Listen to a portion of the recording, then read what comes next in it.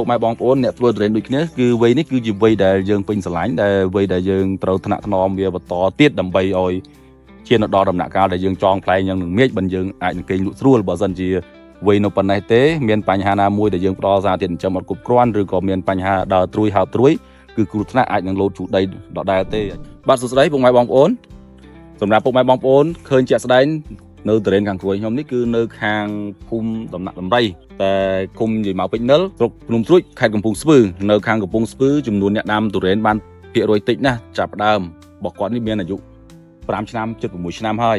ពុកម៉ែបងប្អូនឃើញផ្លែរបស់គាត់ស្អាតណាស់ផ្លែនេះគឺអាយុ45ថ្ងៃទៅចូលឈានដល់មាន55ថ្ងៃខ្លះហើយសម្រាប់ផ្លែនេះពុកម៉ែបងប្អូនឃើញថាទម្រង់ស្អាតណាស់ផលិតផលដែលគាត់ប្រើជាមួយផលិតផលស្ដេចដំរីខៀវគាត់សហការជាមួយខាងផលិតផលស្ដេចដំរីខៀវតាំងពីវគ្គធ្វើត្រួយទី1រហូតដល់ត្រួយចុងក្រោយហើយនឹងការតែផលិតតាមតង់នីមួយៗរហូតដល់វ័យប៉ុណ្ណេះពុកម៉ែបងប្អូនគឺដល់វ័យ45ថ្ងៃហើយពុកម៉ែបងប្អូនឃើញចាក់ស្ដែងនៅខាងលើក៏សុទ្ធតែផ្លែនៅខាងនេះក៏ផ្លែដែរពុកម៉ែបងប្អូនពុកម៉ែបងប្អូនអ្នកធ្វើតរេនដូចគ្នាគឺវ័យនេះគឺជាវ័យដែលយើងពេញស្រឡាញ់ដែលវ័យដែលយើងត្រូវថ្នាក់ថ្នមវាបន្តទៀតដើម្បីឲ្យឈានដល់ដំណាក់កាលដែលយើងចងផ្លែយ៉ាងនឹងមេឃបិណ្ឌយើងអាចនឹងគេងលក់ស្រួលបើមិនជា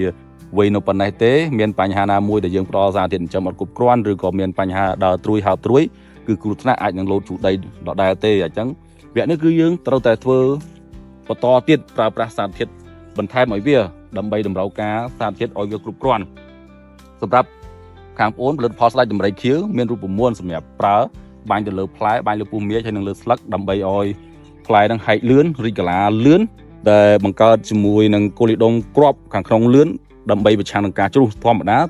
រេនតែអាយុ65ថ្ងៃគឺវាមានគ្រាប់ខាងក្នុងគឺកាត់បន្ថយការជ្រុះច្រើនណាស់ទូពេលដែលដើរត្រួយក៏វាលែងជ្រុះដែរអញ្ចឹងរូបមន្តខាងប្អូនគឺប្រើសម្រាប់ឲ្យសបកវាហែកខ្លាកុំឲ្យវានៅ